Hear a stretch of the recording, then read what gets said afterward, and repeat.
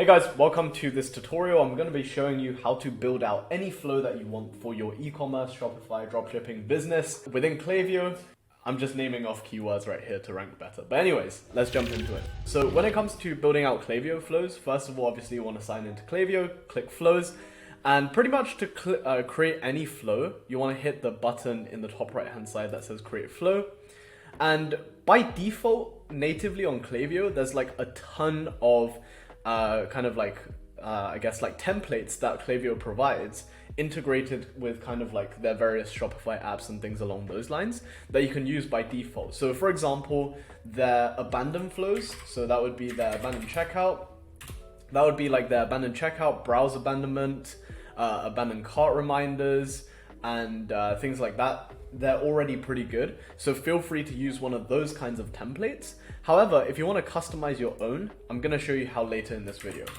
They also have welcome series, the welcome series standard, which I really like to use with a couple of my clients, along with kind of like customer thank you flows and stuff where the conditional splits are already set up for you.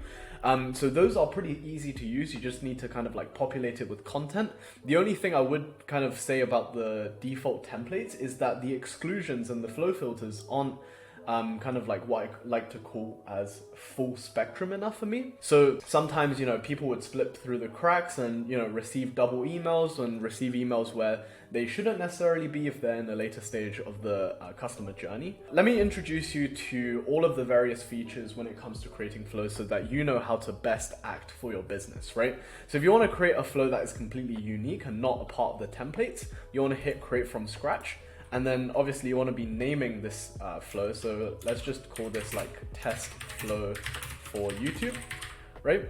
And in terms of tags, let's say you have a very specific category of flows. So that would be, your acquisition flows or your retention flows, or maybe like your list cleaning flows, or maybe contact flows where you're tagging contacts as either maybe like VIPs, sunset or unengaged, things along those lines. Then you might want to have kind of like a way of grouping each flow. But generally speaking, I don't really like to mess around with tags too much.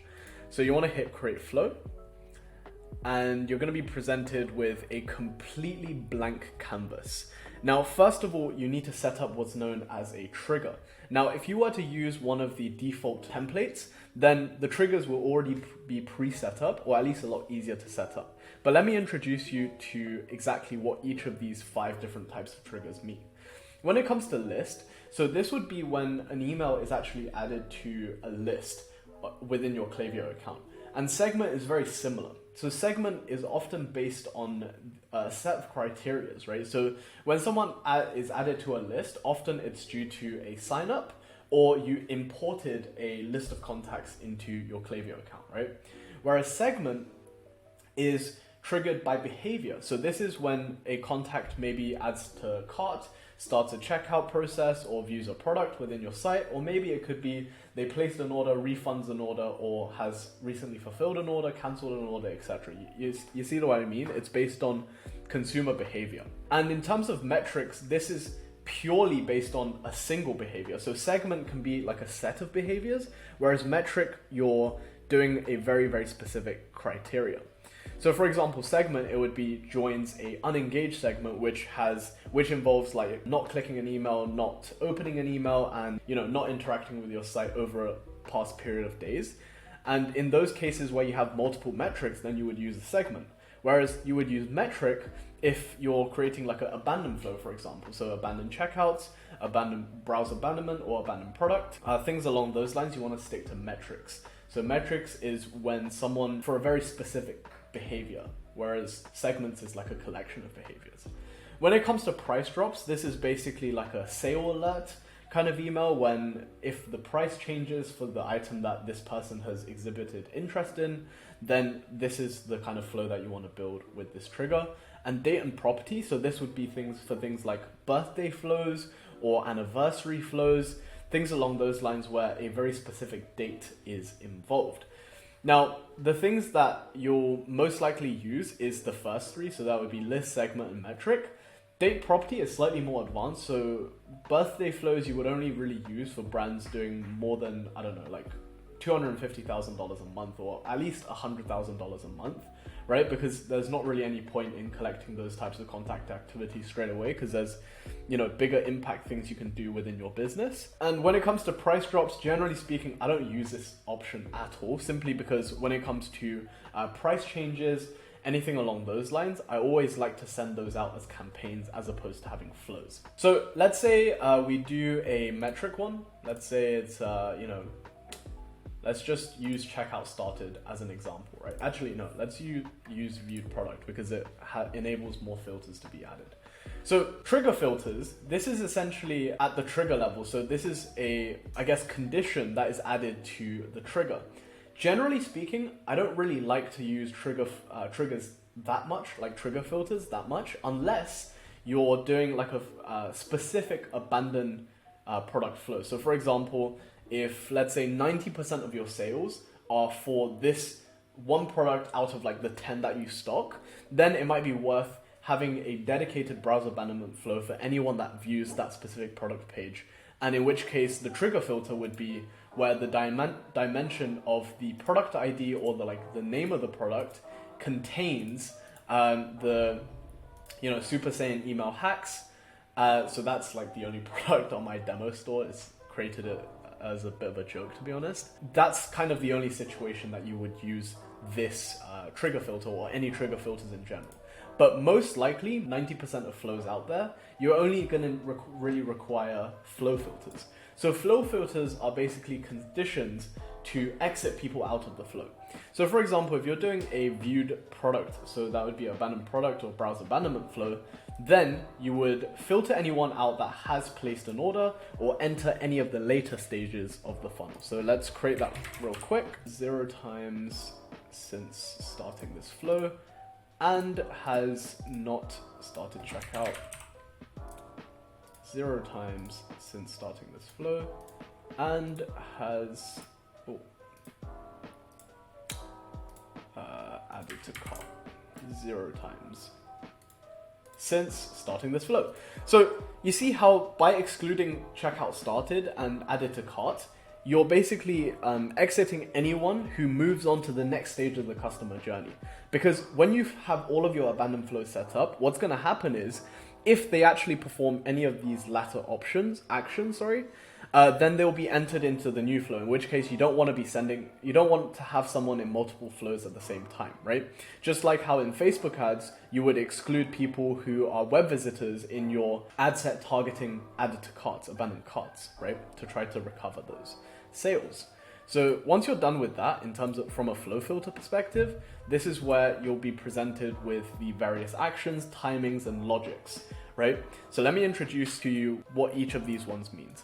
So if you want to drag an email, if you want to send an email during this flow, then you would simply just drag the email to the flow part and it'll be added to the sequence, right? Same with SMS. In terms of content, all you need to do is click configure content and you'd be able to, edit the content, subject line, preview text, and the actual, email body, and anything along the lines of creating custom segments within those, things along those lines, right? I just said things along those lines like 5 times. So emails are very straightforward, and same with SMS. SMS is even easier just because when you're configuring content, you only need to put like what's in the actual text themselves. When it comes to update profile property, so this is essentially when you populate a contact with a specific property, or you update an existing property within the contact. So for example, there are several ways to do this, right? The 3 kind of like properties that I can think of off the top of my head would be like a birthday one, which is a date variable, right? So let's say someone submits a form on your website saying, hey, my birthday is on the 27th of December, and I was born in 1999, right? Then you would update their profile property with that piece of data. Another thing is, if you want to mark someone as unengaged with your list so that you can exclude them from future emails and also suppress them as well, then you can configure the update to be, you can either create a new property for them or update existing property, which is, I think unengaged should, okay, it's not by default on this account.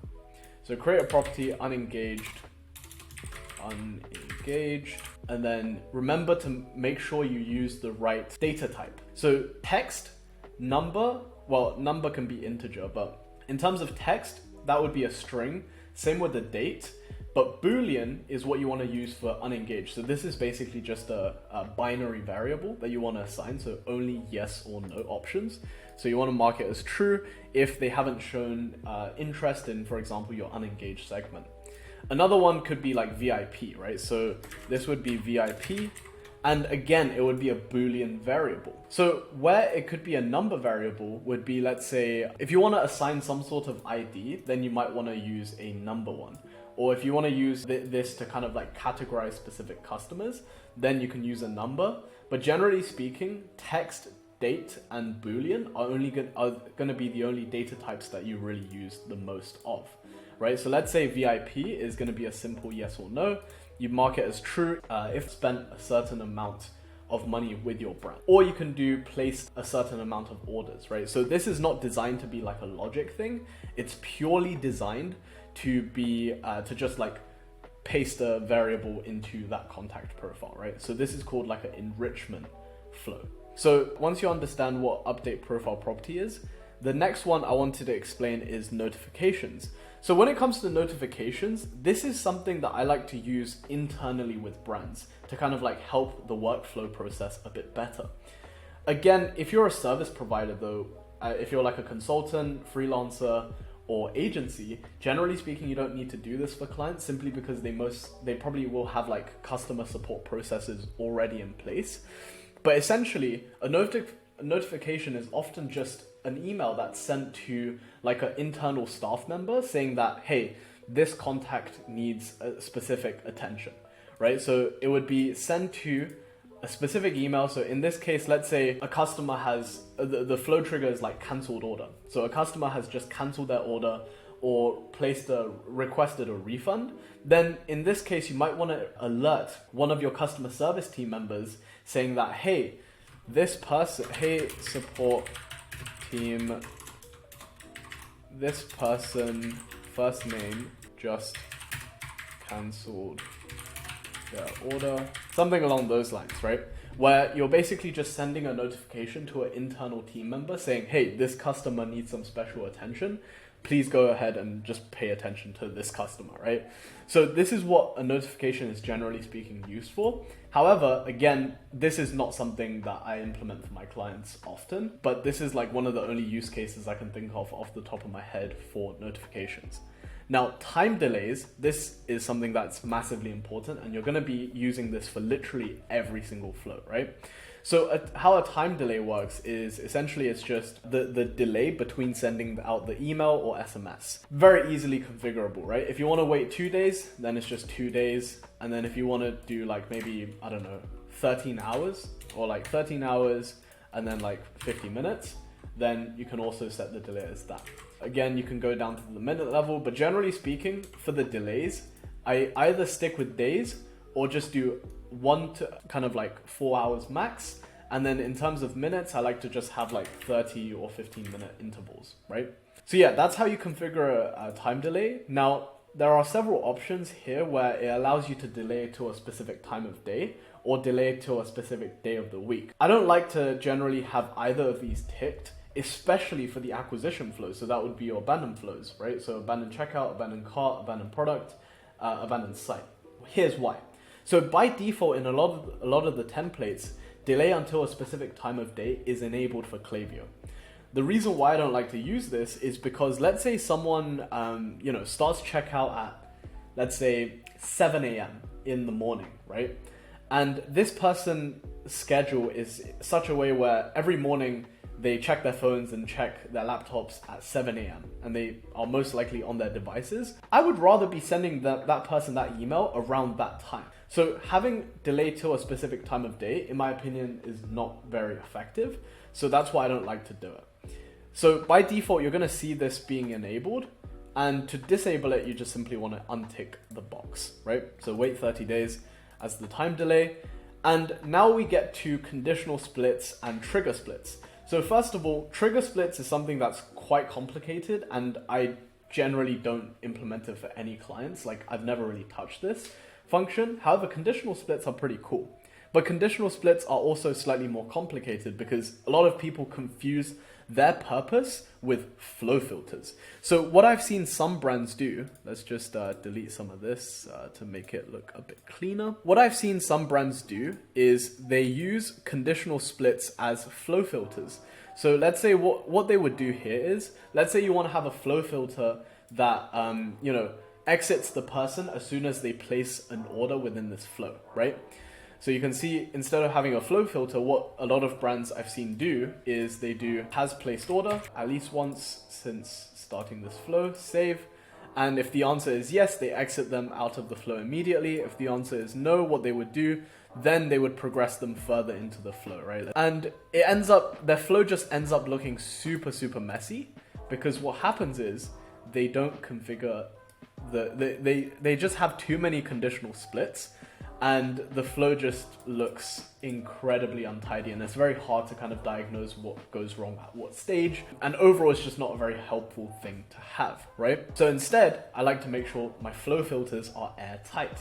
Now, you might be wondering at this point, like, what the hell do you actually use conditional splits for? Well, conditional splits are really, really great when you're trying to target your messaging slightly more based on user behavior. So what I mean by this is, for example, one of the most common places to use a conditional split would be in the customer thank you flows. So for example, the way you would thank a first-time customer would be different to how you would thank a existing customer, so a repeat buyer, right? With the repeat buyers, most likely they're gonna like your product and they're gonna already love what you have to offer them. So it's more about building that personal relationship with that customer, whereas a first-time buyer might need to be reassured more about things like delivery. They might have questions about product quality. They might need a bit more education on how your product functions and how to actually get the best results from your products, right? So a conditional split would be really, really useful in this situation. Or in things like abandoned flows, right? So in the abandoned checkout process, let's say you want to give a discount to incentivize people from actually completing their order with you. You might split them off into kind of like two splits, right? One is the super high AOV customer. So that would be customers, let's say, if your normal AOV was $250, this would be like customers who have more than $500 in their basket, right? Because a 10% discount to someone who's spending $1,000 with your store is going to be $100 off. Whereas a 10% with someone spending $100 is only $10 off. So you might not be able to give the same amount of margin, or you might want to incentivize them bigger, right? Instead of giving them a 10%, you might want to give them a 15%. Conditional splits are an amazing way to do that, because flow filters and trigger filters won't really achieve that for you. So now that you know how each of these actions, timings, and logic functions, you're basically going to be able to get creative and get stuck in and build any flow possible for your own brands or for your own clients that you manage, right? So several other tricks that I wanted to show you. But before I show you the several other tricks, a quick message from the sponsor of this video, me. So I've been in email marketing for just under 2 years now, and in that time I've helped a ton of e-commerce brands generate, by the time you're seeing this video, honestly, probably like close to $10 million in attributable revenue to email. And in that time, I've kind of became like a self-proclaimed expert at email marketing when it comes to e-commerce businesses, at least. And I've been able to condense my expertise into a course. So if you want to learn this skill to be able to deliver a better service, either for your clients or for your own brand, so that you don't need to pay an external service provider literally like thousands and thousands of dollars a month, then you might want to check out my course down below that's designed to take a complete beginner to being an absolute pro, where they can consistently generate between 20 all the way up to like 40, sometimes even 50% of monthly recurring revenue for e-commerce, Shopify, or WooCommerce, BigCommerce, whatever, like e-commerce brands, right? Back to the video. Now, there are last few tricks I wanted to show you is the backpopulate flow recipients. So backpopulation is basically, let's say you have a birthday flow, right? The birthday flow will only be triggered, but as someone's birthday comes up, or as someone joins the birthday segment, things along those lines, right? You want to be able to backpopulate these contacts, because that way, as soon as the flow is enabled, it's going to be able to add people automatically that would have been in this flow in the past.